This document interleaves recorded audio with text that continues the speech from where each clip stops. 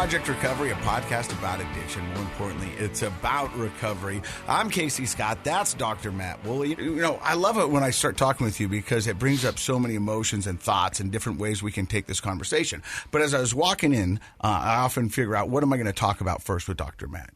And I was thinking to myself, and I was like, you know, in the past month and a half, I've had some really good days, and I've had some really bad days. And those are the days that I seem to focus on, the really good days and the really bad days. But what I forget about is I had majority of okay days. And those, you know what I mean? Is that where nothing exciting happened and nothing terrible happened. And, you know, they were just okay. And if you're an adult doing what you should, most of your days are okay. Yeah. But we get fixated and focused on either the really good or the really bad, and sometimes we forget that okay is just good enough. And not only that, okay is great. Yeah, actually, okay really is a sign. Like if somebody says, "What'd you do over the weekend?" You're like, "Oh, not much. You know, I just ran some errands." I had an okay weekend. That's great. Yeah. That means you're doing all the right stuff in life. Yeah. Yeah. And so that's what I was, but that's also what we focus on social media. And so you said junk food or fine dining. Yeah. The only pictures that we put on Instagram is either look at what I'm about to eat, this is junk, but it's going to be so good, or look how lucky I am to go to this fine dining establishment. There's no days in there where it's like I had some chili and some cornbread. Right, exactly. Which I had last night, but I didn't take a picture of it. I had a can of soup. Yeah, and it was okay. Yeah, it was fine. It did its job. Yeah. But I think sometimes, and I think that goes back to what, the big buzzword in recovery right now is being authentic. And then just letting people know that life's it is full of ups and downs, but there's also a lot of middle ground in there that's going to take up majority of the time. Well, a lot of people that have come on the show that have struggled with addiction and are now in recovery, I think are a little bit like your personality, where it's like go big or go home, kind of thrill-seeking, high energy, go folks. Adrenaline junkies. Yeah, and those folks, I think, have to learn throughout adulthood to appreciate the average times. And I think the average times can feel very irritating to them, and in the past maybe they turn to a substance to sort of jazz things up. But, of course, we know how that turns out. I watched Prince Harry and Meghan Markle documentary last night with my girlfriend. Wow. And it was okay. You know what I mean? I'm glad it was okay, because that sounds terrible. She was into it, and I was like, what'd you think? She was fascinating. I go, okay. Yeah, that's all right. Yeah. All right. Hey, something new we've been doing on the podcast lately, it's called Matt's Mental Health Minute. Is that what we're calling it? Well, I don't know. That's fine. It's your show. We can call it whatever you want. It's our show. Without you, this wouldn't be possible. I don't know about that. Well, when I pitched the show, they said, get a doctor or you can't do it. No, luckily you knew one. Yeah. All right, so we're doing a mental health minute, Yep. And it's for fun. But there's a lot of cool things. Prior to doing this show, of course, I had patients that struggled with abuse and addiction, and if their addictions were severe and primary, I'd refer them on to other people that specialize in that. It wasn't a major focus on my practice. But over the last 4 years, it's become not just a focus, not really of my practice, but of my interest. And so I do a lot of extra reading up on things in mental health and substance abuse, and I got to know a lot more of the clinicians and people in that world that do that primarily every day. And it's just kind of fascinating. I realize there's tons of interesting stuff I read that I don't share on the show. So that's our Mental Health Minute. We're going to give like some news clips or a research article. So I thought, we have a wonderful guest today. Her name is Holly Jones. She comes to us from Tooele. She said she grew up in a small town. And so you tease us a little bit with your topics, and you're going to let us choose. Yeah. So I think it's kind of fun to let you guys choose. I have a few options. Absolutely. Okay. Yeah. So there's a recent, just this last week, I think, the DEA has updated something about prescribing Suboxone. Okay. That's in our world of recovery. And for those who don't know, Suboxone is used to help people get off of heroin and opioids. And it's kind of an opioid itself. And guess what I learned about it? What? It's actually two medications. I didn't know that. Mixed together. And it's buprenorphine and naloxone. Yeah, I can't even say it. Right. Yeah. Thank you, Holly. Yeah. But from what my understanding is, I've never taken it. It's prescribed to help people get off of their addiction to or it's a maintenance drug. Or it can be a maintenance drug. And so what they do is they take that. Harm reduction. They don't get a euphoric feeling from it, but they also don't go in withdrawals. Am I right? No. Dang it. They can get a euphoric feeling. Oh, they can. It can be abused. There's a max, though. Because your receptor is just so large, once it fills, it actually can't get you higher than a certain dose. And usually that's about 60 milligrams. So it's a controlled substance. Yeah. And in the past, not everyone's been able to prescribe. That's one. We could talk about that. I have a psychiatric manifesto. You have to do this when you have a manifesto. Okay. Dr. Henry Nasrallah has written a manifesto about stigma should be considered a hate speech and a hate crime. Stigma towards anything in mental health, including substance abuse. We could talk about that. Okay. We don't need to talk about this one. They don't really know why, but coffee seems to help with fatty livers. If they figure that out, we'll come back to that one. Forget that. And then we can go back to an oldie but a goodie that wasn't chosen last week or the week before, and screening patients for cannabis use before surgery. There's some good reasons why. Pass TikTok already hates you. I don't know. It could be that it gives you worse pain and nausea. Pass. Yeah, it could be that it increases risk of heart attack during surgery. What about the two you teased us with? All right, let's talk about those. All right, Holly, is that okay with you? Absolutely. Let's start with the DEA, because we already kind of covered that. But in the past, only certain prescribers, in an effort to we know through the opioid epidemic, anybody who could prescribe an opioid in the beginning. And now the laws have changed. You have to be a certain type of doctor and have a certain type of clearance to prescribe those medications, right? And usually all the other doctors talk, so there's not doctor shopping around. Exactly. And now we have digital ways of tracking which patients are taking what. But that includes Suboxone, because it can be abused, and in the past limited prescription privileges to certain physicians. But the DEA just opened it up to a much larger group of physicians, including psychiatrists. We spoke about this in a clinic meeting the other day with my colleagues who are prescribing psychiatrists. And the main reason for doing this, to let more physicians prescribe Suboxone, is the rural communities. And what they're finding is that the people in rural communities where we definitely know through this show, and Holly's going to talk about what it's like in rural communities. A lot of drug abuse happens there as well, but the options for treatment, residential centers and other treatment options, are just not available there. And so the argument was we should have more of these, family practice docs and other folks who are in rural areas that are doing the majority of prescribing be able to prescribe those as well. But there's a counter argument. I would agree with that, with a caveat of saying that they need to do some special training to be able to administer that kind of. And they're not exactly clear. I think they're just opening it up to people that have a certain prescription privilege level already. I would think they're like, hey, look, if you want to do this and offer this for your small town community, there's probably some additional training that you should undergo I would to be able to support do that. The problem is, let's be honest, most of the people prescribing in rural communities are not physicians.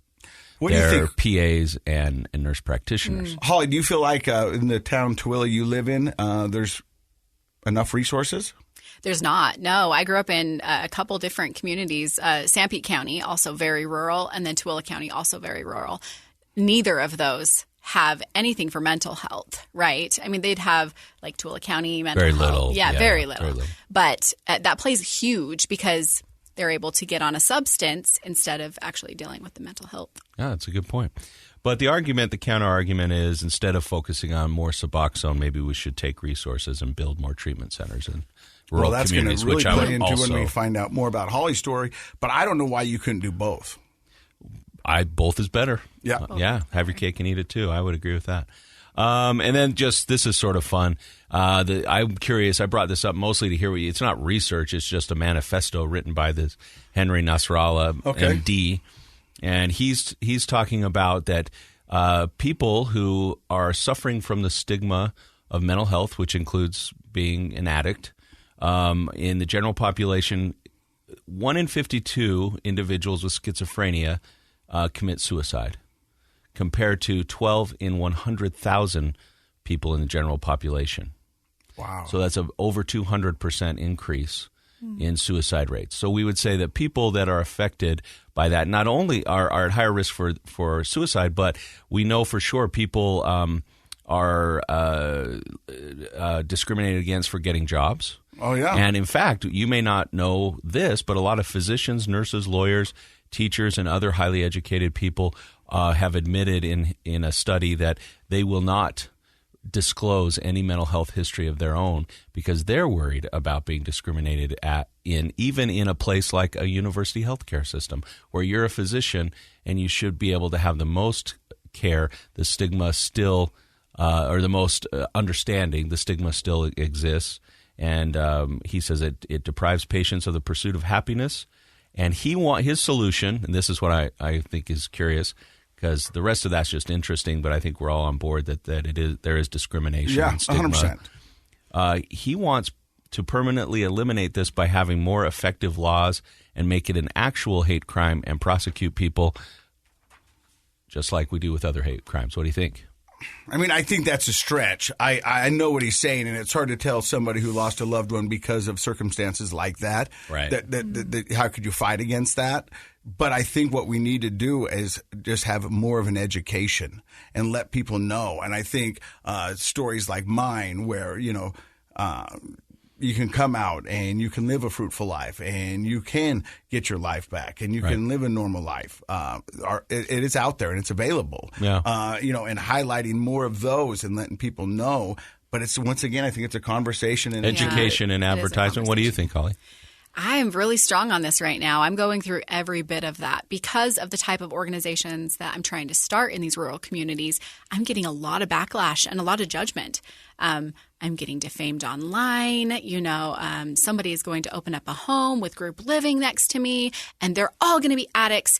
Everybody lock your doors. Don't ever let your children walk to school. We had our guests in Morgan County running up against the city council, right? With That's that what issue. I'm doing at the same time. So, it really took a conversation with planning and zoning, the city council members, to just go with an open heart and let them know there are answers. A lot of misconceptions about 100% what's coming into their community. Yes. Well, here's the thing about that. They say my community's safe. We don't want that here, but they don't know that they already have addicts. Yeah. Oh, they absolutely know. They just don't want to see it. They don't want to see it. Yeah. George Carlin, the famed comedian, had this whole bit, and it was called NIMBY.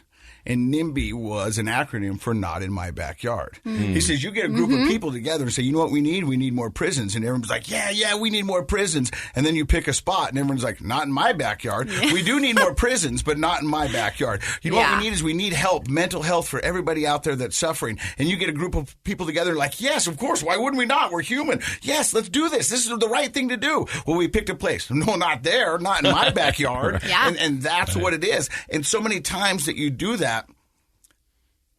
wait until you have a loved one who needs help. Mm-hmm. Yeah, then your mind changes pretty quick. Yeah. And so I think you need to be open-hearted. Right. And you need to think about that because chances are if you are an addict, not an addict, someone you know is. Yeah. Absolutely. And if they haven't came to the realization that even they are an addict, they don't even know what triggers. And we should have resources available. So I can't wait to talk with Holly today. She's got an amazing story to tell. Before we go to break, Holly, what are you addicted to? What am I addicted to? Work. But you don't have an addiction to a substance. I don't. So we're going to find out why she's here. You're listening to Project Recovery right here on KSL. Welcome back to Project Recovery. I'm Casey Scott. That's Dr. Matt Woolley. He's a clinical psychologist, and our guest today is Holly Jones.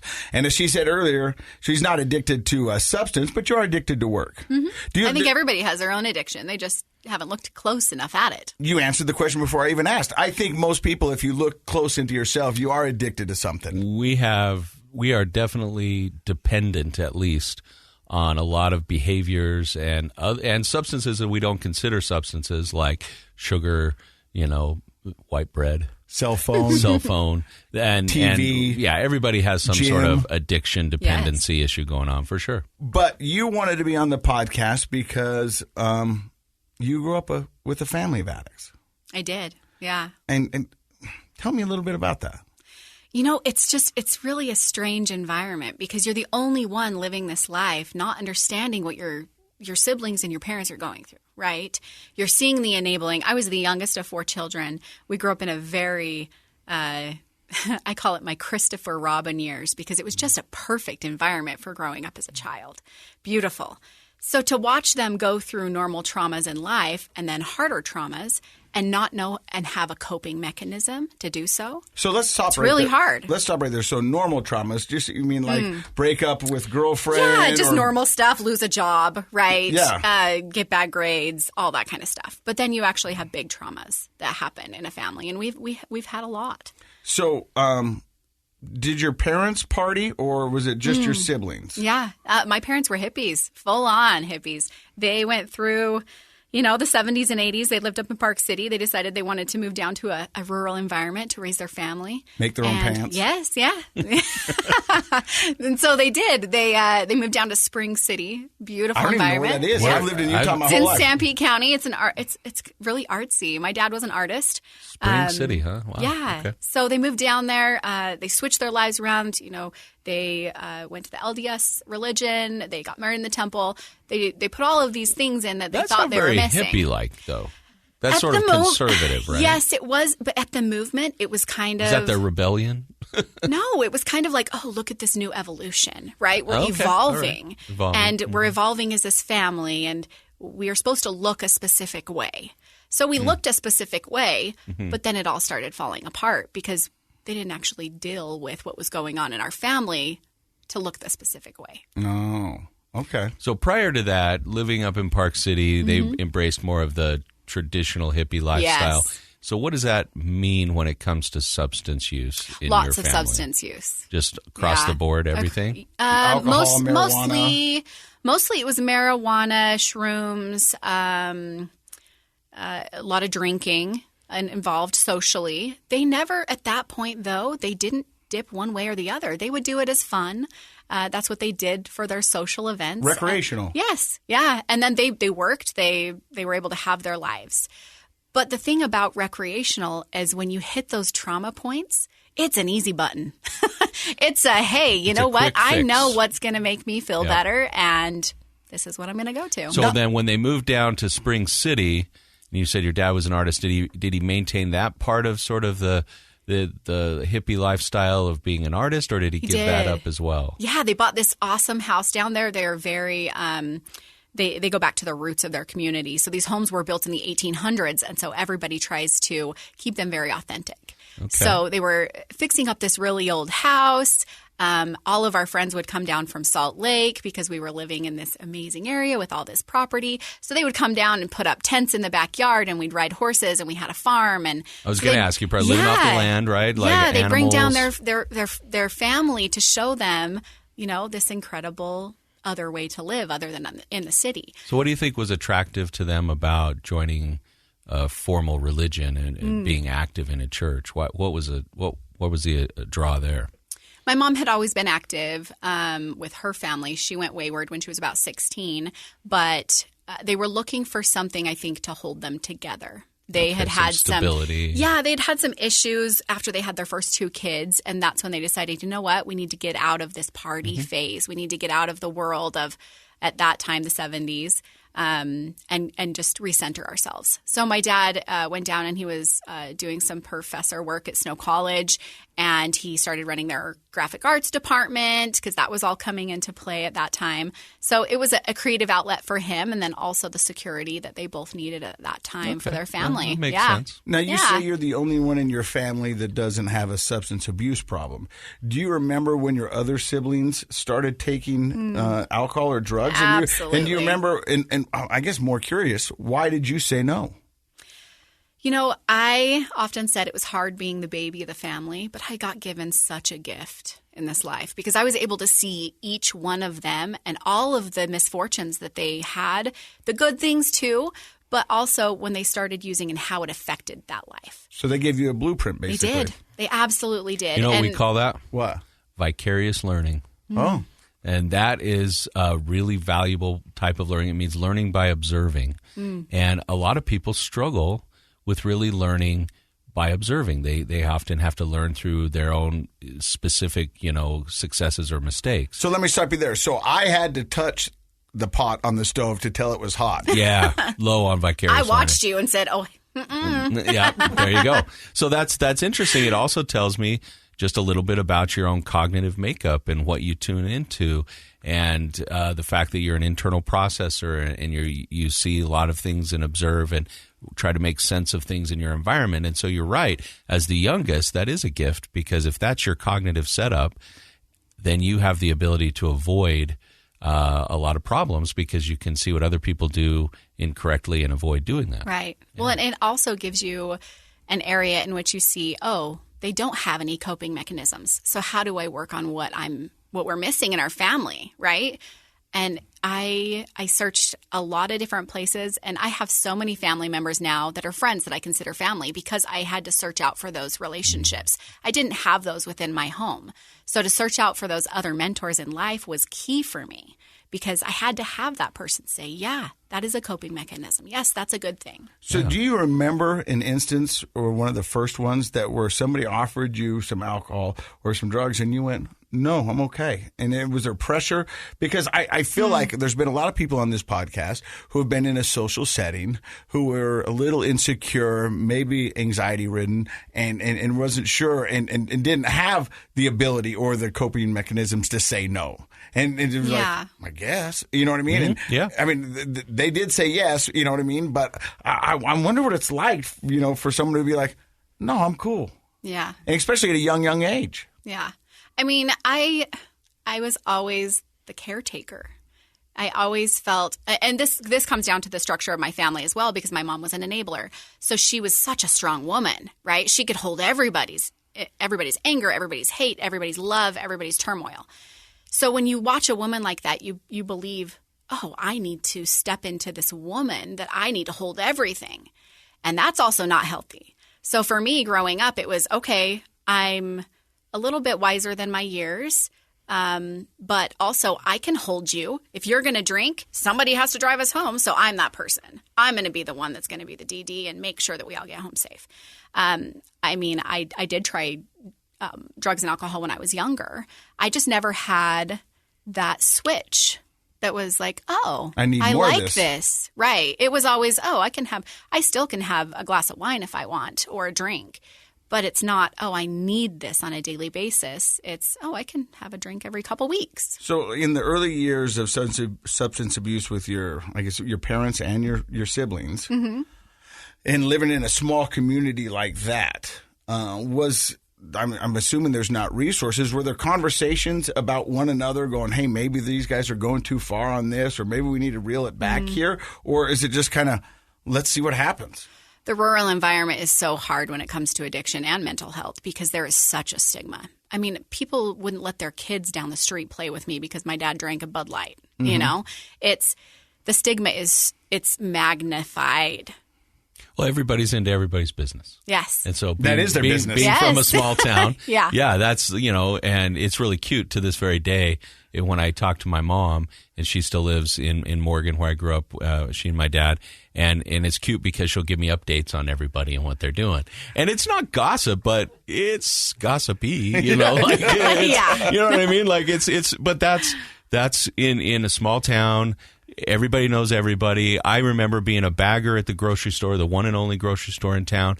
And if the football game went well the night before, you got pats on the back from all the old timers, and they came through and they knew your name and number. And if you didn't do well, they sat and bent your ear about what you should have done differently. Like everybody knows like what you're doing, everywhere you're at, and they're like, you missed that one tackle, and I'm like, well, come on, like 15, man, leave me alone, you know. But you're absolutely right. And so when it comes to things like mental health, substance abuse, any sort of preferred behavior, it gets whispered around. And then there's a lot of that, like, oh, you can't play with those kids or don't go over to that house. And a lot of families will feel very alienated, and kids can grow up feeling like there's something wrong with me just because my family's different. And that's a really hard stigma to manage. I grew up in Ogden, and my parents got divorced, and we lived with my mom, and she'd have parties at the house. And I heard it more than once from neighbors that our house was called the House of Sin.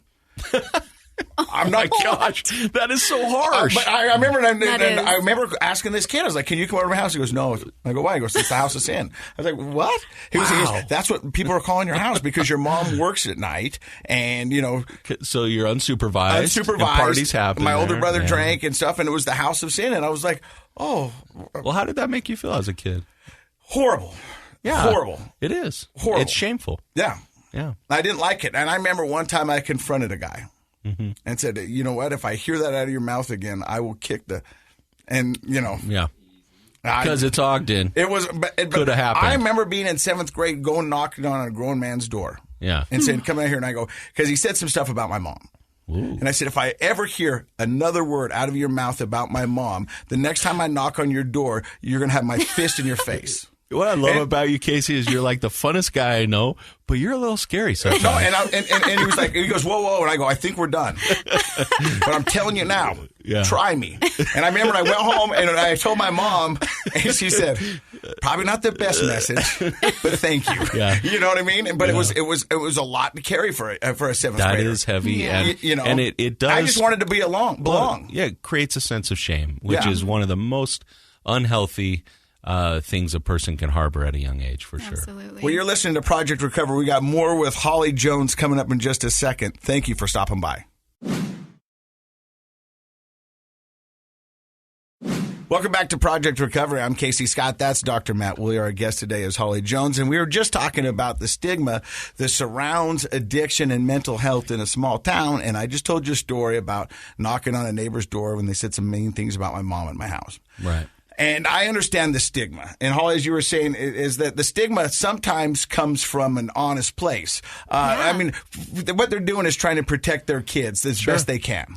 Yeah, I was mentioning that, I think I've done this too. Like, you get scared as a parent, and sometimes we parent out of fear, and that might cause parents to be judgmental. But all the more reason to be talking about this in a public forum to decrease the stigma and to be supportive and inclusive. Well, here's a story for you. Right out of rehab, I spent 45 days in an inpatient treatment center. And when I got out of rehab and came back to my house, I noticed a couple of things. First and foremost is my lawn was maintained. Mm-hmm. And I remember I called my brothers and I called my mom and I said, "Hey, did you guys mow my lawn?" And they go, "No." And I talked to the neighbors, and nobody would tell me who mowed the lawn, but I know it was the neighborhood. Yeah. It was my neighbors coming together and mowing my lawn and maintaining my house while I was trying to get better. Which seems like a sort of a small chore, but I know how much that meant to you. Oh, it meant the world to me, and it gave me hope. And the second thing that I was worried about is because I live in a wonderful community. My neighbors are great, and they've been nothing but wonderful towards me and my family. But I thought right out of rehab and with the publicity and the attention and the drinking and driving, I thought my house would be the house with the scarlet A. That kids were, once again, it would be the house of sin. Yeah. And I honestly thought that. I thought, now my kids aren't going to be able to have sleepovers. Right. Nobody's going to want to let their kids come over to my house and play because I'm an addict. I'm not going to be in the text thread of who's picking up the kids tonight because everyone's worried. And rightfully so. I mean, I get some of those concerns. Back to those being a concerned parent. You know what I mean? And I get those. And plus, yours was very public. Yeah.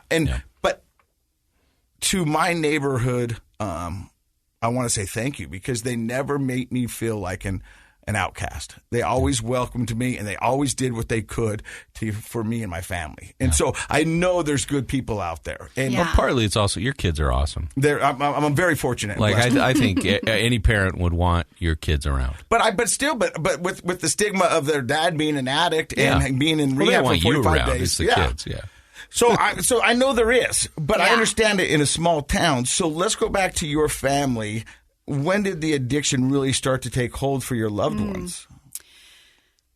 When my two older siblings got a little bit older, and they started figuring out that life happens, and they didn't have the coping mechanisms for that life. My father got relieved of his his employment at Snow College, and he didn't have the coping mechanisms that he needed. There was also some mental health there that never got dealt with. Or diagnosed. No. Yeah, exactly. And people just, they thought, oh, no, she's just eccentric. Or, oh, no, he's just got a little bit of anger, right? No, these were full-blown mental health issues that needed to be diagnosed when they were a lot younger. They still have not received the care that they need to because of the stigma attached to it. They think, oh, no, I'm not going to be that person. What is that person? Somebody who is advocating for their own health? Mm-hmm. That's what we all should do, right? But yeah, so we had some traumas happen in our family. And my dad actually had a surgery where he lost his entire stomach. So it's this man he's 6'1", 200 pounds. And within 6 months, he weighed 130 pounds. Wow. So for him, it was losing his identity. Mm-hmm. And then also he had just been relieved from an 18-year job where he was very, looked up to. Mm-hmm. He loved his job. And now he lost his identity. We also moved from Sanpete County to the Tooele County area within that time frame. So I think he was just grasping at, who am I? And why is this happening to me? Because we were also in another rural area, there weren't the type of resources that he really needed. So when he went down hard.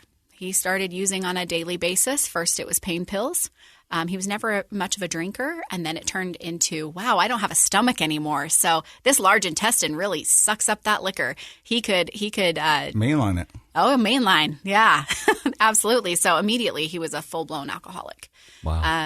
And that lasted for about 20 years of my life until he unfortunately lost his life from addiction. Oh, I'm so sorry to hear that. That's at what age were you when your father passed? So it's actually only a couple years ago. Okay. Yeah.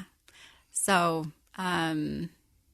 he had some great strides in recovery, and that's why I have such a love for those in recovery, because they find themselves, right? And to watch another human do that, to watch another human come out of such a dark place, and you watch them through that dark place, mm-hmm. and then to see them have hope and then to fly again.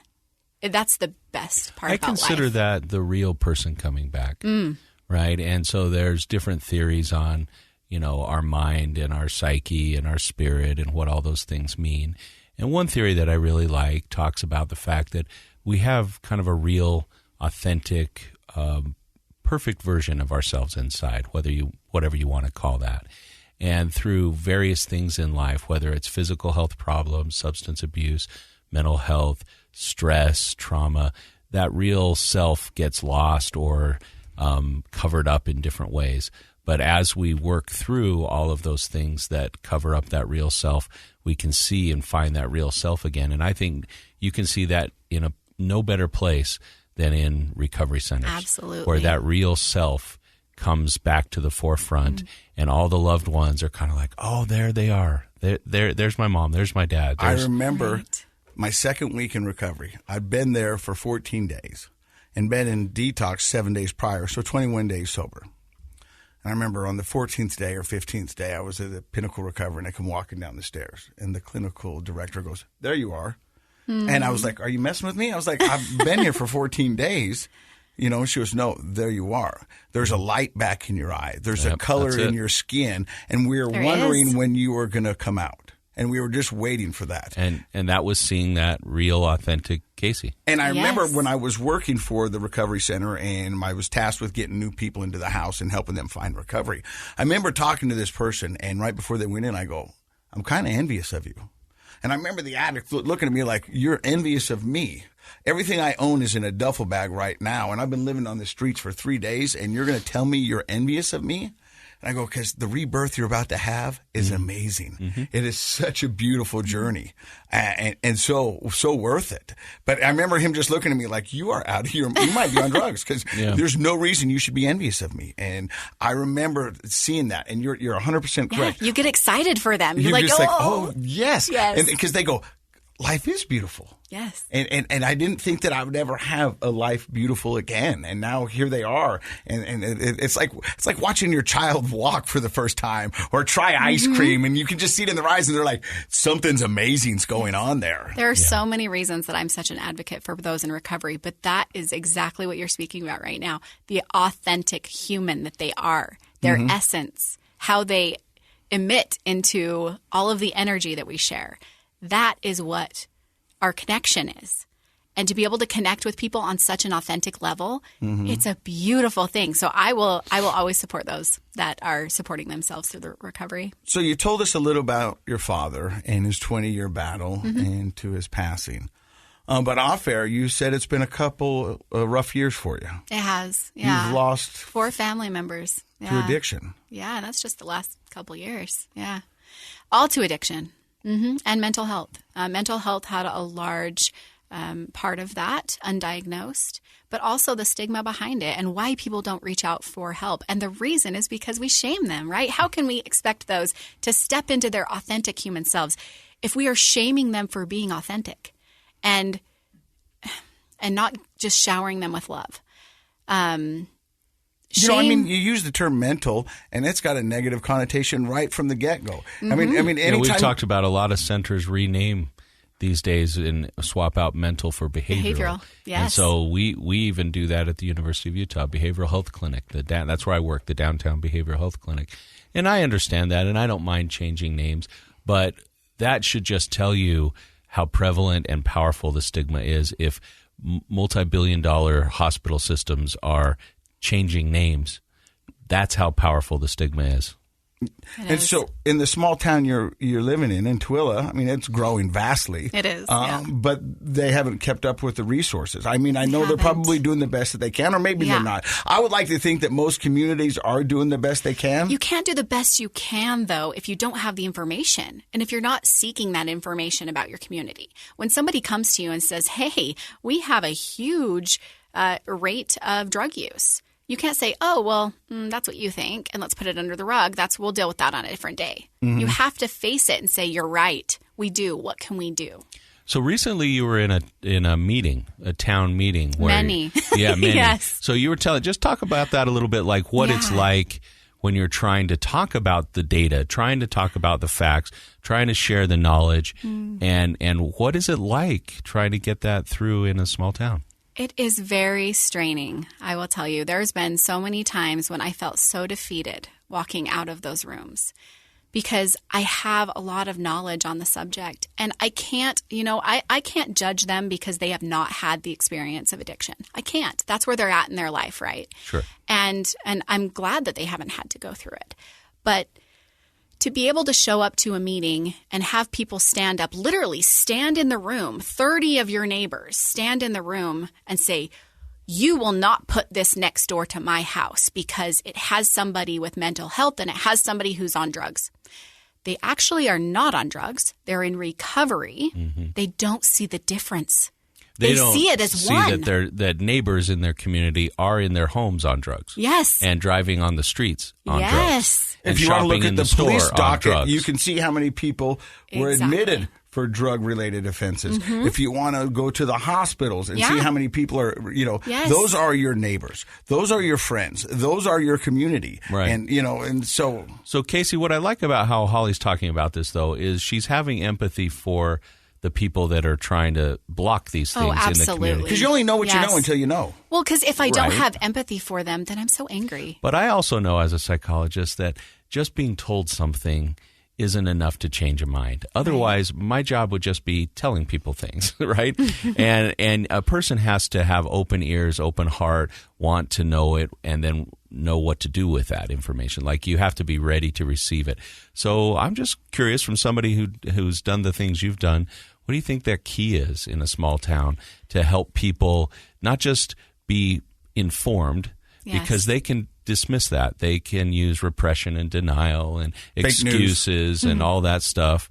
So what do you think the key is to help people really absorb the message of recovery? Absolutely. That has been in my forethought for months and months. And what I keep coming back to is what you guys just spoke about being authentically them and stepping out and sharing their story. The fact that Casey can do such an amazing thing for those in recovery and you, it says so much. I wish everyone that was in recovery could shout it from the rooftops, because then we would know recovery is not only possible, but it's a beautiful thing.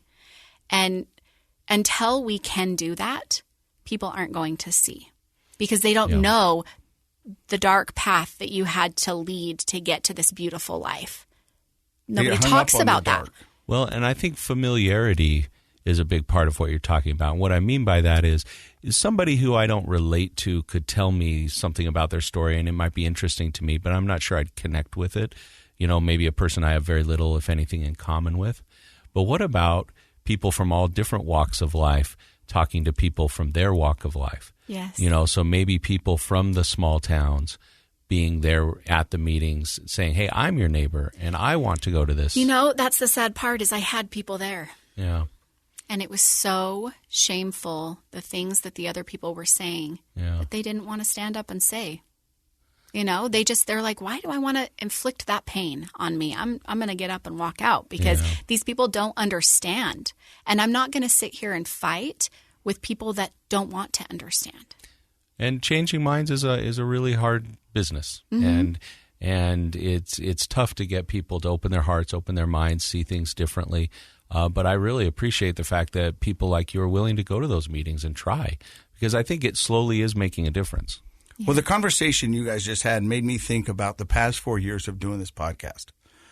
We've had been so blessed with so many people stopping by and sharing their story, but we've had emergency room doctors. Mm-hmm. We've had orthodontists. We've had lawyers, we've had nurses, we've had homeless people, we've had people from all walks of life come on this podcast and share their story. And the amazing thing is at the end, the wonderful things they are doing, what's loving and capable and empathetic people they've become. And it really is. I mean, it's a testament to what's out there in the world of addiction. I mean, it really is. I mean, I look back and I go, we had one guy on here who was an emergency room doctor who would, up at the University of Utah, he would go down and get heroin in downtown Ogden, shoot up and go up there and perform surgery. Wow. Yeah. Remember that? I appreciate that he admitted that. Yeah. But like, honestly, the fact that somebody would admit something like that publicly, that's the powerful message that we need to get out, is that anybody from any walk of life, no matter how educated or respected you are, you can make some terrible decisions when you're in the throes of addiction, and then you can do some beautiful things when you're in recovery. And that we just need to be honest with each other. We had a guy who owned a construction company on this podcast who was addicted to opioids. He had left his last pill in his ashtray in his truck. He was running to a construction site with his daughter, got out to talk to some employees, came back, noticed the pill was gone. And she was a young child. Like 4 or 5. Yeah. Did the responsible thing and took her straight to the hospital, had her pumped her stomach with charcoal and made sure she was okay. Soon as the doctor told him that she was going to be okay, he said 2 minutes later he was down in the parking lot calling his dealer because that was his last pill. Yeah. And now he's been sober for over 6 years and does wonderful things in the world of addiction and recovery. And I was like, and I remember him telling me the story, and I was like, I can't believe you're sharing this. Isn't that crazy how our brains shift, though, from survival mode? Yeah. He was surviving with pills, and then he was surviving as a parent to save his child. Okay, now it's reverting back to my other survival. Pills again. Yeah. Yep. And so, I mean, there are so many stories that we've heard on this podcast that will just make you drop your jaw, stop and think, oh my gosh, I can't, what? This is insane. Casey, living in a family with a lot of different addicts with a lot of different drugs of choice, I've got some stuff. It's just, you got to work through it. So have you had any close friends or family members with success stories in recovery, like that have gotten through? Yeah. My brother is 8 years sober. Oh, that's great. He has an amazing family. He's a single dad of 3. He's doing it every single day, and he's sharing it with others too, which is key. So you may or may not know this. What's just one of his top things that helped him get into and stay in recovery? Like, what's something he's done or still does? Top things are definitely not reverting back to old ways, which when you learn new ways, you don't have to revert as much because the path doesn't seem so hard, right? Well, you've mentioned like traumas popping up in your family and sort of triggering people to use more. So one of the things I found, like, to help people not revert to old ways is once they're in sobriety, then now recovery happens when you learn those new ways. So how do I manage my stress? Yeah. Because it rains on everybody. Some people figure out how to bring umbrellas. And if you don't have an umbrella, then you feel real desperate, right? Yeah. And so I think that that's a big part of helping a person transition from sobriety to recovery is helping them learn to do things differently, manage the stress of, because you're still going to lose a job, you're still going to have to pay taxes, yes. You're still going to have a fight with your spouse, and it helps by educating and training people beyond just getting them sober. Yeah. Number one thing is community, who you are having connections with.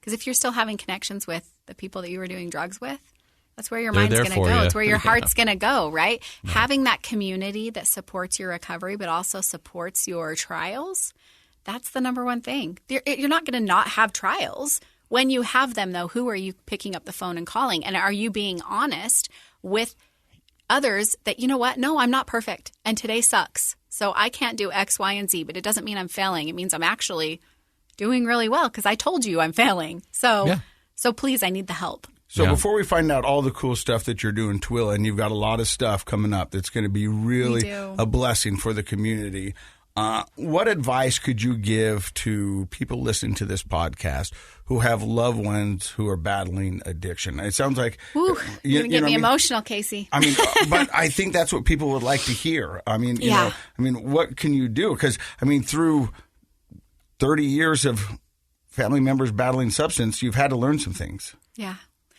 The number one thing is you cannot train somebody or you cannot make them drink the water. They have to want to drink it for themselves. You have to work on you and the ways that you communicate with those family members. There is hope. There is an amazing road to recovery, but you are not the only answer to that road. There's so much enabling that goes on in families with addiction, and until you get help for the things that you are actively doing to contribute to that addiction, those are the things we all get stuck in. Is how do I show up every single day and not shame that member, or not shame, not remind them, or not enable. And some people don't understand what enabling even is because they were taught that's how you love. You take someone's burdens if you love them. No, you don't. You teach them how to live with those burdens, or you connect them to a person who can. Sometimes when we're on the inside, I have 2 family members that I cannot have a conversation with. I can't even have them in my life. I haven't spoken with them for a couple years because they're still in that active mindset of addiction. And no matter how much I love them through it, I'm too close. You have to seek others outside of that sphere. You have to seek the health professionals that are the people that can get them through this. It doesn't say you're not a good family member. It says you are the best family member to give them to someone else to help them. There's so many things, but most of all, I would say there is hope. Just work on you. And I think that's an important point, is that so many times we do want to take the burdens and we want to take all the hurt from the person that is battling addiction to lighten the load for them. But that's not doing them any good. And what we need to do is figure out what we can do to make ourselves better for when they're ready for recovery, when we can help them and be there. But enabling, still people don't understand what enabling is. Mm-hmm. They go, well, it helps. Enabling to me is, and I'll probably get in trouble for this, it's the coward way out. For me, enabling is, I'm going to do this for you so I feel like I'm helping and I can sleep better at night. Also, though, I can see that because it's actually a very selfish thing to do because you're trying to get rid of the problem, right? Yeah. But the other thing is watching my mother, she was grasping on to a way to survive, like a way to help her child survive. Yeah. And I get that part of it too. Mm-hmm. Yeah, I do. But to tell somebody to cut them off is going to be the best thing is such a tough thing to do. Enabling is born out of a lot of desperation and fear and trying to make things better in the moment, right? So a lot of short, quick fixes for problems. I would look at it as after my interaction with this loved one, are they more independent or less independent? Are they more dependent on me or less dependent on me? Like, do they have their more ability to manage their life or less ability because I'm doing it for them? If the answer is the latter and they're more dependent on you, you might need to reconsider whether or not you're enabling. Good. It is, and it's actually that person's own problem that they need to be seeking help for, right? Right. Like, it all comes from their own issues as well. So what cool things are you doing in Tooele right now? How are you going to help the recovery community? We're doing so many cool things. Casey, we are so excited. So we have two companies. One is called the Beacon House. The Beacon House is it's an inpatient residential treatment facility for men and women, and also a sober living community. So my background a little bit is I'm a real estate developer, and so I'm trying to find ways to give back to the community. So I'm finding these projects where, we have a 12-plex that we're going to build, and that's where they graduate after group living. And group living is where they graduate out of inpatient. So it's not like a quick fix. None of this is a quick fix, but it has to all communicate together. So say a family member enters into one of our in treatment, they would graduate into intensive outpatient, and then they would live in a group living environment. There are so many key features to group living environment. There's community. There's accountability. Accountability is huge, yes, but it's people within your own house building you up and keeping that energy and saying, no, I'm calling you out on this, right? Mm-hmm. And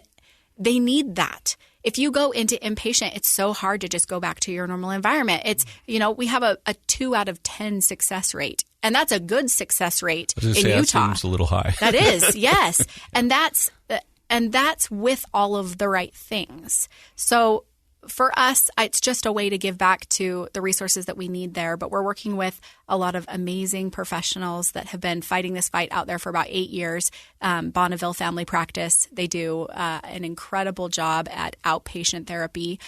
They also have MAT treatments. It's medical assisted therapies that they help as well, and mental health. So the Beacon House has inpatient. They have outpatient. Sober living environments all the way up to independent living. So can you imagine living in an apartment complex where everybody is sober because they're all doing the work? To be able to create those type of communities are huge. Man, that is really cool, because what we know in mental health and substance abuse, recidivism rates are huge. People, circle in and out of these treatment centers because of relapse all the time. By her numbers, it would be 80%. Yeah, I mean, it's actually a little higher, I think, overall. But that's discouraging. But as places like this help support people through this process beyond just their inpatient treatment, then they start to put more weeks and months and even years under their belt, and like you said earlier, the key is community, and that's what you're building. Yes. Sounds like. Yeah. Well, I don't know who came up with this, but this guy should get punched in the face. The 30-day fix for recovery. Yeah. Because you talk to most addicts, or addicts and loved ones of addicts, they were like, well, 30 days and it's going to be good. No. That's just scratching the surface. 30 days is just to get you off of the drugs and get you in somewhat of a safe place. But then there's so much work that goes on. That's just a step in the right direction. But you talk to anybody, and even when I was on the front lines trying to get people in, they go, 30 days is all I'm going to give you. And I was like, well, that's okay. I mean, we'll take it, but it's so much more than just 30 days. Oh, it is. It's a lifetime, and you have to start building those relationships that they can lean on for that. Well, and I would imagine you've experienced this in your family, where people go in, get some treatment, but then they come right back to not just friends, but family members who are also using that. It's the same environment, same stressors, nothing's really changed. Why would we expect that they could handle it better? It's so true. And the biggest part is this is a family disease. This 100%. is not one person. We think, we're going to send that one person into treatment. what is the other parts of the family doing during that 30 days? During that 30 days when your loved one is inpatient trying to get their medical survival skills back, what are you doing as a family? Because if they come back to the exact same environment, nothing's going to change. You have to change every single piece of that family for it to be successful. So in the Tooele community where you work, if a family member has a loved one going into treatment, what would you recommend they do? So we have a family group sessions that are mandatory for everybody that comes in. Mm-hmm. We advocate for families so much. And if your loved one is not ready, if they are not ready for treatment yet, and you still want to make a step in the right direction, please contact us. Because just because your loved one isn't ready, you are ready. And because it's a family disease, it's traumatic for. I can't imagine being a parent watching your child go through addiction. I would need help. I would need support, but I probably wouldn't know where to go. And that's why there's great programs like Al-Anon, which is a wonderful resource for loved ones of addicts. Mm-hmm. And there's the CRAFT program. We've had representatives come on and talk about that. So, well, I'm excited and I can't wait. And when you're all up and running, we'll have you back on to talk about it, because this podcast is all about recovery, and everything you're doing screams recovery, and I love it. Dr. Matt, last thoughts about Holly Jones. What about Holly Jones? I was going to say, I think this is the Casey Scott punch you in the face episode. So that's come up a couple times today. You're on fire. I'm sorry. You're on fire. No, I being a small town person myself, having an uncle who eventually passed from alcoholism and was part of that small town community. It's near and dear to my heart to try to support people in small towns. I also know that changing minds anywhere is tough business, but small towns for sure. I think a lot of the mistakes we make in life are born out of fear and ignorance. And so when people can come in and reduce the fear, make connections, share information to reduce ignorance, eventually, it's a slow grind, but I know people like you are going to make a difference in small towns. And we often think of addiction, and I think in the past it's been highlighted in the urban areas and big cities. But the reality is small towns, they struggle so much, not just with the same addictions, but frankly, because they don't have the same resources. So Absolutely. Thank you for what you're doing. And I think addiction and cops have a lot in common, where people like to bag on them until they need one. You know what I mean? So you got cops and you got resource centers, and everybody wants to, You'll be like, I don't want that around me until you need one. It. Yeah. And then you're going, why isn't there more around here? Yeah. Mm-hmm. So, well, thank you very much. We appreciate you stopping by, and we look forward to your success and all that you're doing for the recovery community. Thank you so much. Oh, thank you. And you've been listening to Project Recovery. And in case you forgot, Project Recovery is what? Casey, punch in the face, Scott. Mm-hmm. It's a KSL podcast. I was going to say punch in the face, but now I won't.